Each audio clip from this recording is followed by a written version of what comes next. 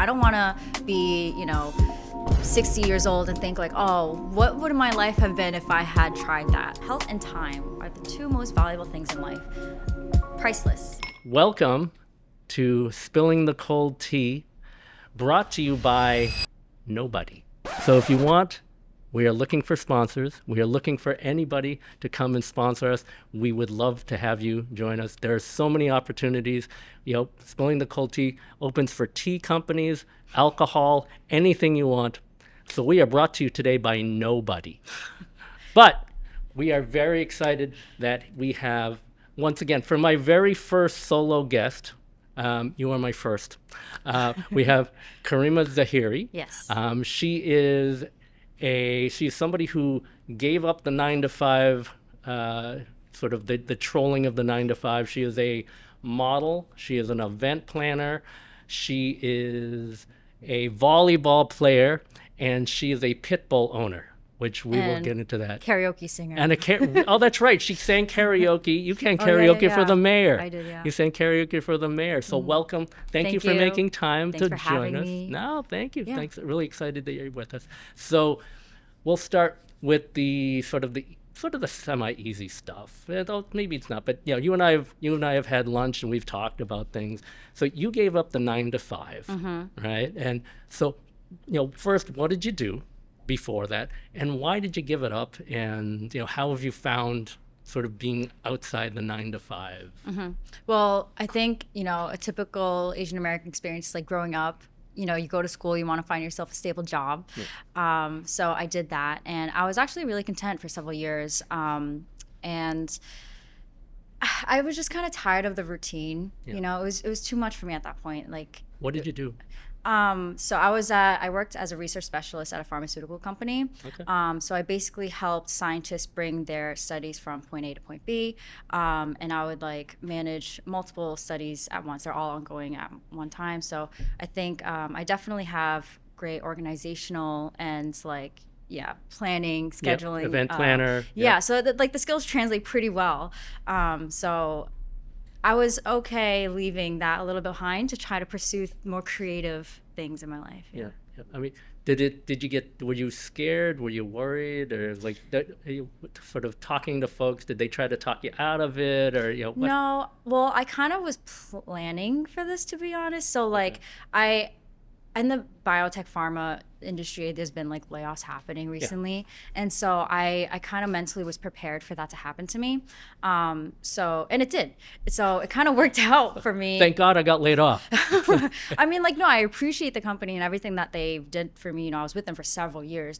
But with being laid off, I'm able to, still apply to other positions and make some income while I'm pursuing my passions. So things are actually really working out right now. Okay. Yeah. So one of your passions is modeling, right? And Yes. actually, so Karima has me all sort of self-conscious now about my posture. Oh my gosh, thank you for reminding me. She's showing us these sort of different poses, and now I have to sit up straight. No. Otherwise I'm like this. But I mean, so modeling, that is definitely a passion. I know that you've had a bunch of photo gigs, a bunch of shoots. We'll get into those in a little bit. But first, how did you get into it? Yeah. Because you hear the stories, you see it on TV or in the movie, it's like somebody spots you from across the room in a supermarket and they say, oh, wow, you're beautiful. Yeah. You should be a model. And then you're thinking, oh, this guy's creepy. He's hitting on me or something like that. Yeah. And I mean, that's kind of how it did start. Not Seriously? gonna lie, yeah. Jesus. So, All right. no, it wasn't a creepy guy. I think there were young adults. There were multiple of them. They were scouting for their Creepy young adults. No. If they're watching, she didn't mean that. But it was more for classes. So Okay. when I was 15, I was approached by someone who was hosting this modeling acting class.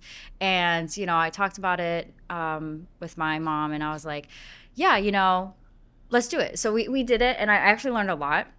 But, being Asian American, you can't really pursue the creatives all too often. So I kind of let that go and got my real 9-to-5 job. But then I saw someone from my high school, or no, my middle school, doing it and posting like that, she got signed and that she's modeling. I was like, oh my God, wait, I used to go to school for this. Like, I know how to do this as well. And This is after you graduated college, you saw this. Yes. All right. Yeah. And after COVID too. Okay. And then, because COVID definitely changed the modeling industry and acting industry in some ways. But I also had an ex at the time who was like kind of critiquing like my eating habits, and like I wasn't going to the gym a lot, which is kind of toxic in its own. But it worked really well for me, because it did give me some perspective. Like, yeah, I need to hold myself accountable, and I do need to be healthy. And that's why I also went into modeling, because I was like, the best way to keep myself accountable, is to kind of model. Because, I have to eat healthy, I have to stay fit, and kind of maintain my measurements so they're accurate for clients. Yeah. So is that also why you play volleyball as well? I mean, is that, or did you always love volleyball? Yeah, no, I've been playing volleyball since 8th grade. So Really? that's just been something I've always done. Yeah. Oh, okay. All right. Very cool. So in terms of modeling, what types of gigs do you have? Do you do runway, or because I know you did a massage chair. You told me about the massage chair. What type of gigs do you get? And I mean, how competitive is it? Is it kind of, because you also, my whole background is clearly I'm not into modeling, but some of the things some things you see on TV or in the movies is it's really catty, it's really competitive. They can be sort of the mean girls or things like that. And I've heard stories, because I've had some friends who have been models who say that people steal your stuff, but maybe that's more runway stuff. Oh yeah, I mean, I haven't had the opportunity to go on runway yet, and it's not impossible. Right, I think the shortest woman to go like high-end runway was like 5'5". I'm 5'6". Okay. But definitely more like lifestyle fitness kind of department, we'll say. So I haven't done runway, so I don't know about stealing. I haven't experienced that. Sorry for those girls. But the stereotype of the mean girls, I think that can happen anywhere in any industry, to be honest. But I luckily haven't experienced that. Sorry for any models that have. Yeah. All right. Actually, let's find Phil, because you know what? Let's go make you a drink. Because one of the things that we're going to do, because as we mentioned in one of our shorts and one of the intros, my former co-host Rachel is not here anymore. So we need a hook, because clearly, if you all remember, Rachel was the strong part of our duo in terms of interviewing. So I need a hook that will distract from my poor interviewing skills. And so what we're going to do is, Mr. Has never made a mixed drink in his life, is going to try to make mixed drinks for our guests, because we are once again here at our host Cloud and Spirits, and they have graciously allowed me to have access to their bar. And I'm going to make you a Moscow Mule. Oh, fun. Yeah. Okay. All right. I'm sure it'll be great. Yeah, that goes to. I asked Karima to go to lunch at this restaurant, which shall remain nameless, by the way. And you could tell she was not excited, because she just was like, sure. So I can tell we're getting to know each other, where she goes, I'm sure it'll be great. She doesn't know it's going to be great. So, No one knows. I know. All right, let's try to find Phil in Chelsea, Massachusetts. My father took over the Chinese restaurant in Chelsea, Massachusetts. And then the no-good son decided he didn't want to go into the restaurant business, and he became this sort of do-gooder, sort of public service guy doing podcasts and running nonprofits and being completely awkward behind a bar. So we are going to make a Moscow Mule with, thanks to Gander, who, if you had tuned into our second episode, Gander was the very handsome gentleman in the sleeveless tee who was one of our guests. So he has helped set up. He found all these ingredients that, of course, I don't know what any of these ingredients are. And so we are going to start with. I Googled it, Mr. And yes, in all the years I worked at the restaurant, I never made a mixed drink. So this is going to be a lot of fun. And so I need 2 ounces of vodka. 2 ounces of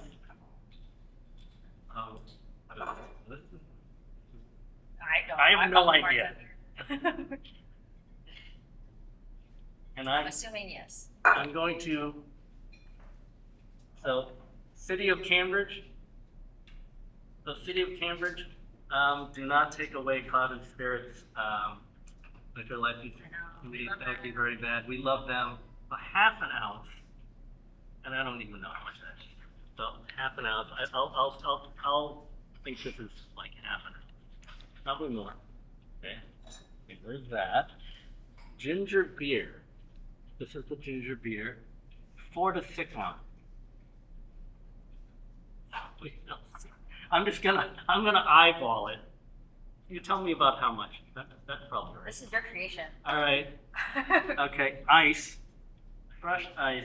No, there we go. Just ice. Okay. Ice or food. Let's put the ice in first.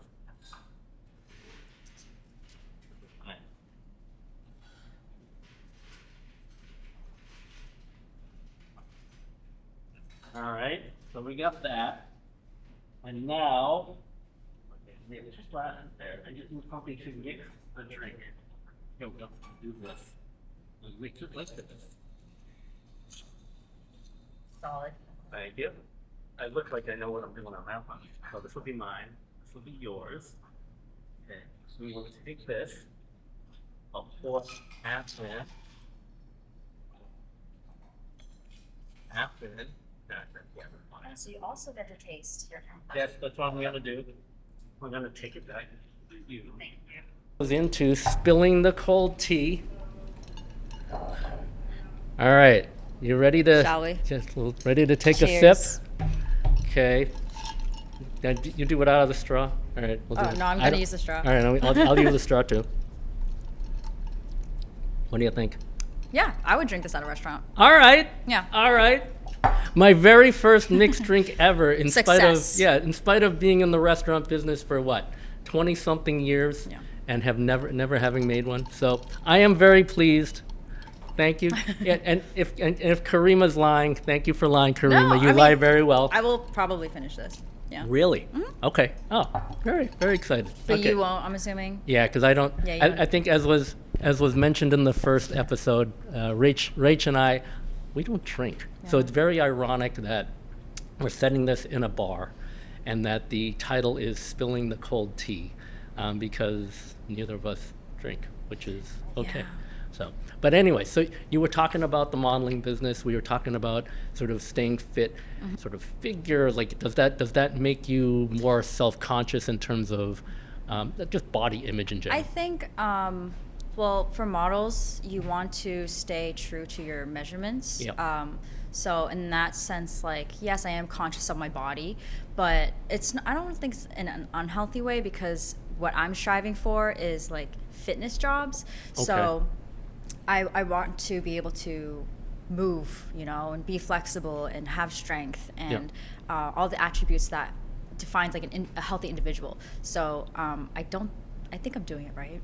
Okay. Yeah. Okay. I mean, as sort of an Asian American, because you're Moroccan and Korean, correct? So do you find yourself thinking you have to represent sort of any particular sort of culture, any particular ethnicity? Do you find yourself sort of, sort of fighting yourself either way, or? Yeah, I think being a halfie, everyone's experience is different. So for mine, I grew up being raised by my mom and my grandmother, who are both Korean, and so I identify mostly as a Korean person. And for my Moroccan side, I do have contact with my dad, and we did go to Morocco together, so I was able to meet my extended family. And I do love the culture. So, but I wasn't raised that way, Okay. So I know a lot more about Korean culture, and I definitely identify with that a little bit more. Okay. Yeah. All right. So you model, you event plan. Tell us about some of the events that you've planned. So you planned an event here at Cloud and Spirits, right? Like tell us about that. Yeah, so I recently became a part of this nonprofit called Boston Asian Food Network, which I know you are familiar with, obviously. And yeah, I love the org. I love the team that I work with. So basically, we are a nonprofit that highlight Asian restaurants within Boston and help cultivate and create events that bring communities together. Yeah. So the event that you're talking about was like this mahjong event. Mahjong's been popping off. I don't know where it came from. I mean, like, obviously I know where it came from, I feel like it's just gotten so popular. So we're trying to like get on that bandwagon, and the event was really fun. And I think, and also, you know, I think Clown of Spirits, like, they had a great time. Yep. So yeah, and we hosted the other one was recently end of May, and that was at Shoujo in Cambridge. Oh, Yeah. okay, all right. So yeah, I mean, mahjong's so hot. Even little admission here. Even the Hallmark Channel had a mahjong show on, and there was That was only so one funny. Asian. I think she was like half. I didn't see it, but the ads were everywhere. Yeah. I think a lot of people were kind of using that like picture of that movie or that show, just to say, like, just to poke fun out of it a little bit. But it was kind of funny. That's where they've jumped the shark when Hallmark Channel jumps on board for that. But I've never played. So I don't drink and I don't play mahjong. What type of Asian am I?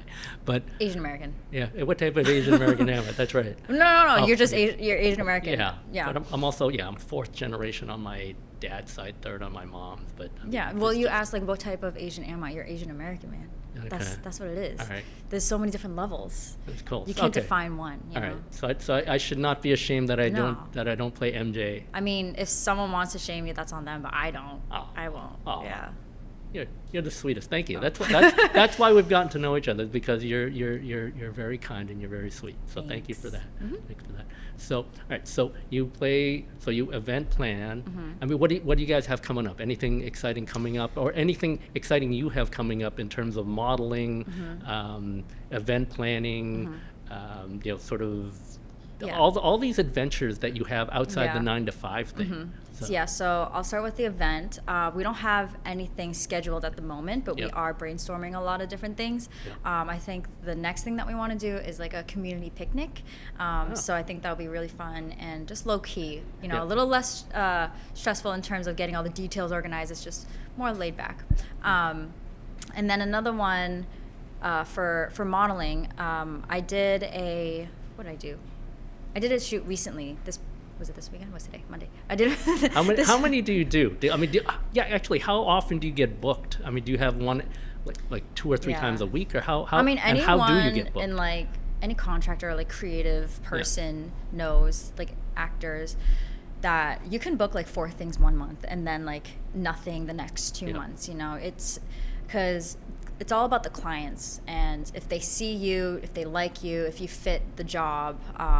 So it's that's why 9 to 5 is kind of nice, because the stability. Yeah. But if you want to pursue modeling, it's just for the passion. I'd say it's not really for the money. Yeah. Right. So did you get signed to an agency, or how did that happen, or walk us through that? Yeah, so when I decided to pursue modeling, I kind of knew the fundamentals of what I needed to do from the classes that I took.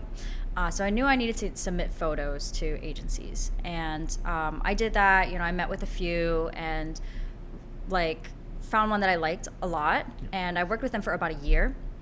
And I decided, you know, I'm going to switch gears, test out the waters, and switch over to another agency. I still love the one that I worked with earlier. But right now I'm with Maggie Inc., and I think things are going really well. So I signed with them this past March, so really recent. How did you find them? How'd they find you? Well, I've known Maggie's been around for a long time. Okay. I've actually helped a few people get signed with them Really? in the past. Okay. So I knew the process, and I like their work. I think I've heard good things. So that's why I wanted to try them out. Yeah. Cool. So I mean, my follow-up question is, for anybody who wants to leave sort of the 9 to 5 sort of treadmill, is there any advice that you might give them, both in advance or sort of in retrospect? Is there anything you think you might have done differently, or is there anything that you moving forward would do differently?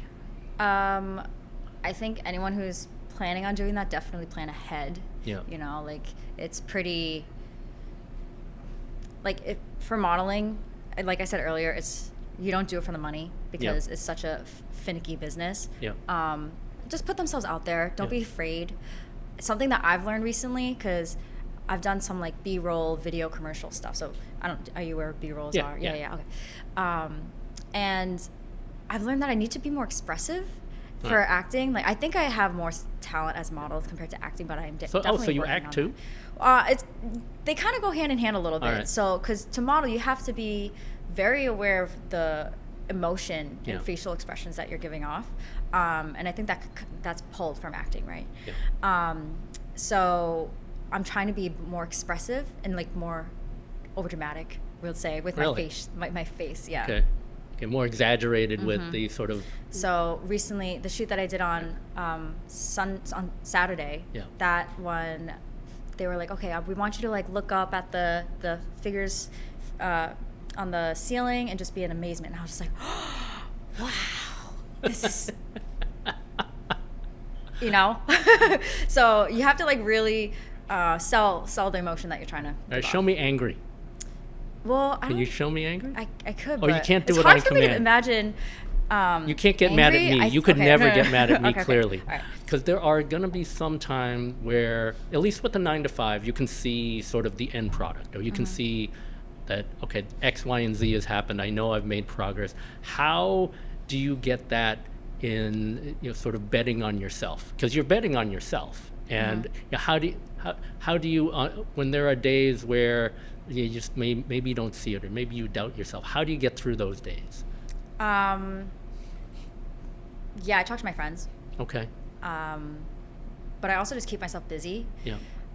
I think, honestly, in the 9 to 5, I think it was hard to feel accomplished because you're constantly working. You're constantly providing.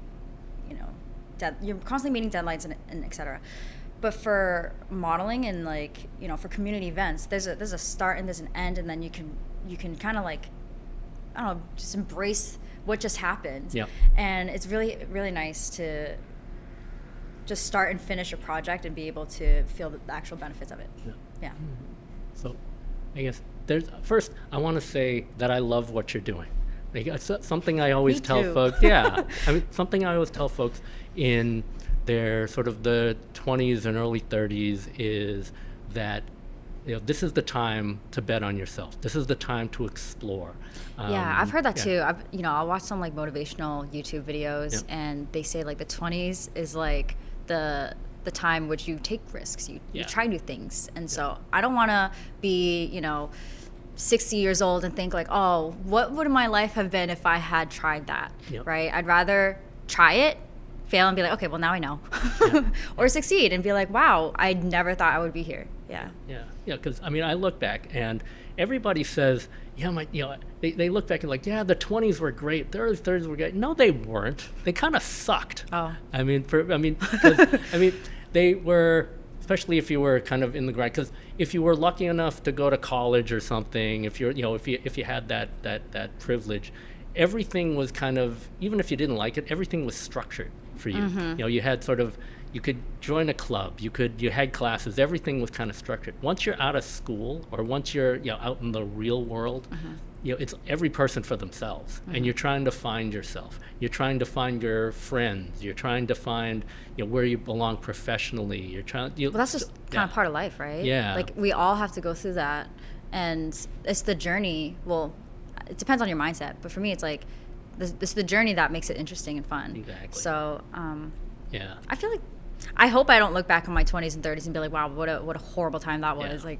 I hope I look back and I'm just like, yep, amazing, great job. I think it's because of what you're doing now. You're taking your risk, you're betting on yourself, and you're doing all these things that, if you look back, a lot of people when they get older, they look back like, I wish I had done X, Y, and Z. I wish I had explored more.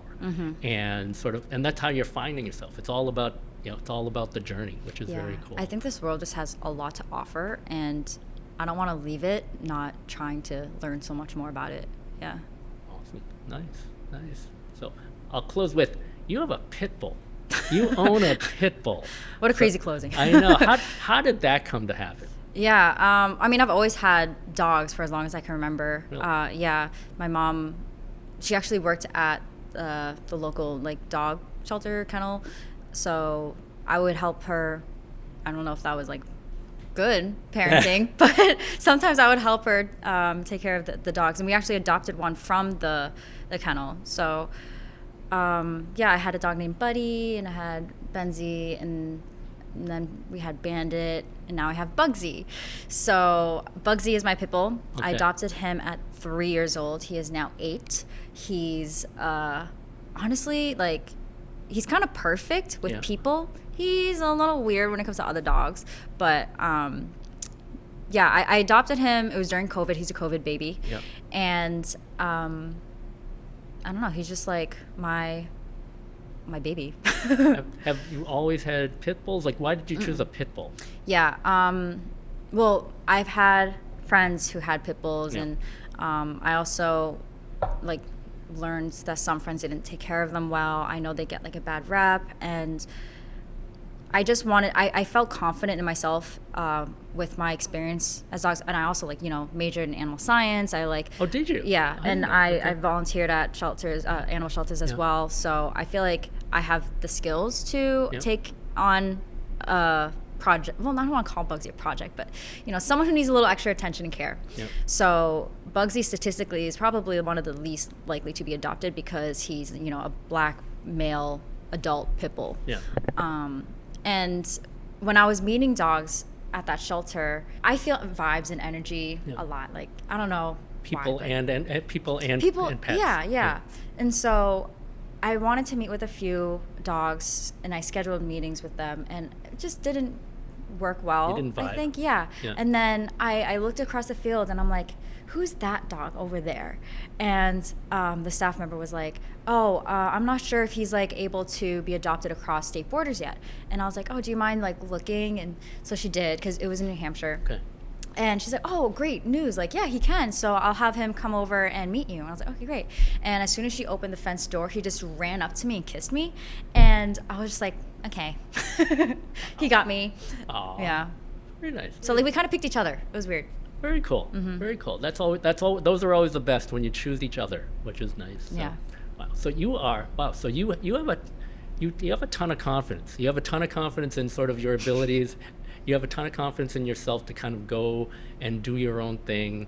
I mean, how did you develop this confidence, or am I misreading? Is it sort of because you have this sort of.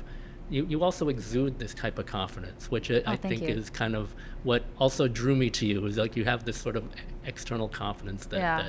and it shows and it manifests itself in your career choices and pet choices and everything. I think there's like a line from Euphoria where Maddie says, like they don't know if it's real or fake confidence. Yeah. So just fake it.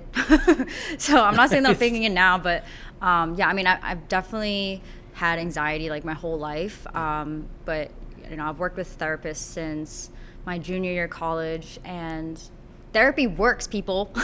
Yeah. So if you feel like you need to try, give it a try. But yeah, I think it comes and goes. Yeah. I have my good days, I have my bad days. And sometimes you just need to like throw on crazy music on the car ride before you have like an event like this, and just Yep. that's exactly what I did. Okay, what'd you listen to? What crazy music? My friend sent me this. It's listed under a podcast within Spotify, but it's actually just like this hour-long EDM jam by, I think it's called Two Friends. Yeah. And it's like volume 27. Shout out to Two Friends. Yeah. So yeah, I think it's called Big Booty Mix. Big. Yep. Good time. That's right, because you've become a bigger EDM fan recently that you were telling me about. My heart lies within R&B. Okay. Because I sing, and I like to sing R&B. Yep. But yes, I did attend EDC, and that was a great time. And now I understand why EDM is so hot right now. Yep. Yeah. Yep. So, wow.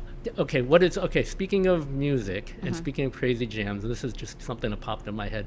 What is the worst earworm that you've ever gotten from a song? Airworm? Yeah, that's Was the it- one that you can't get out of your head. Oh, the most recent one was Firework by Katy Really? Perry. Yeah. All right. I forget who was singing it. I don't know what it was, but yeah, I couldn't Alright. stop singing it for a couple days. Like yesterday, I don't know if you've ever heard this song. It's called Amber, and I can't remember the group. It's that I'm actually gonna sing. It's like, oh, amber is the color of your energy. Like, so I heard that, and I couldn't get it out of my head, and I don't know the rest of the words. So that So you it's just kept it's repeating it's that one line? hook Yeah. that keeps getting over and over and Yeah, over again. That happens. So. And then the best way to get it out is to get another one stuck in your head. So It's got to be a better one though. yeah. Yeah, like Firework actually would. You know the Bruno Mars song, "I Just Might." Mm-hmm. That's something that I would like to get stuck in my head because it's actually pretty good. Yeah. The worst You one. just might. Sorry. Yeah, that's right. The worst one ever was Sunroof. Sunroof. what's Yeah, Sunroof? I got my head on the sunroof. Oh yeah. So I actually have described myself as the sunroof of people, Mm-hmm. where, the first time you hear it, it's like, oh wow, this is really, upbeat. I really like it. It's great. But then after you hear it, like 100 times in a day, you're just like, oh I mean, I God, feel like if you listen to any song 100 Yeah. times in a day, you'd be tired of just it. like it's enough. But then after you don't hear it for a while, and you kind of hear it after like a month, you're like, oh wow, this is why I really liked it. Which is kind of like I describe myself as the sunroof of people, where the first time maybe it's like, oh wow, he's really upbeat, and it's like, that's actually kind of appealing. But then after you're with me for a while, you're like, all right, let me get away from this guy. But then after maybe a month without me, you're like, oh, okay, that's not bad. So I am the sunroof of people. I mean, that's your perspective. Exactly. Thank you. Thank you. So, all right. So, speaking of perspective, what do what would you like folks to come out of this after hearing you? What would you like for folks to think, and what in terms of feeling about themselves, feeling about the career choices, or moving forward with their lives? Like, because what lessons would you love to impart on people? Well, first, definitely thank you to Cloud and Spirits for letting us be here. Yep. So shout out to them and definitely give them a visit. And a message, health and time are the two most valuable things in life. Priceless. So invest in them and use your time wisely. If you have the opportunity to try something new, do it. Life's short. Awesome. Yeah. So both emotional, mental, and physical health are the most important thing. So that was Spiritual it. too. That's spiritual. Thank you for that. So, Yeah. Thank you. That was awesome. Thank you, Karima. Thank you so much for joining us. Hope you enjoyed this. Hit like and subscribe. That's something we always want to say to folks. And we are incredibly grateful to you, Karima. Do you have any socials? Do you have any sort of socials that you want Yes, folks my to subscribe to? Instagram is at this is Karima, Karima. Yep. Yeah. Okay. And then you said for takeaways for me. Yeah. Yeah. I think for me, just know that I'm trying to put myself out there, trying new things. So if you could support my journey, that would be amazing. Yeah. No, same here. I mean, Mr. Avoid Social Media Like the Plague is doing a podcast, okay? Yeah, And you're trying something new. Yeah. I think I was watching, I think it was, Pink, the singer Pink. She was on a talk show, and she had a line that says, see the fair and do it anyway. And that's kind of what I'm doing with the podcast. I'm Like even the on, fear, yeah. the Just do it. terror. Yeah. Yeah. I mean, that's how I was going by this motto for a long time, and it was like, if you're not scared of what you're doing, then you're not doing it right. Like, you have to have a little bit of like, you have to feel a little scared and excited, like Yeah. an excited scared. Yeah, no, it's Yeah. what makes you feel alive. Yeah. And it keeps you going, so you're not static. So I love that. Thank you. Yeah. All right. Thank you. Thank you, Karima. And so, follow Karima. Follow us here at Spilling the Cold Tea. I'm sure we'll put our socials down the bottom because I can't remember exactly what they are. Mr. Avoid Social Media Like the Plague can't even remember our own socials. So put that down there. So thank you, Karima. It was fantastic. Yeah. Thanks for having me. Awesome.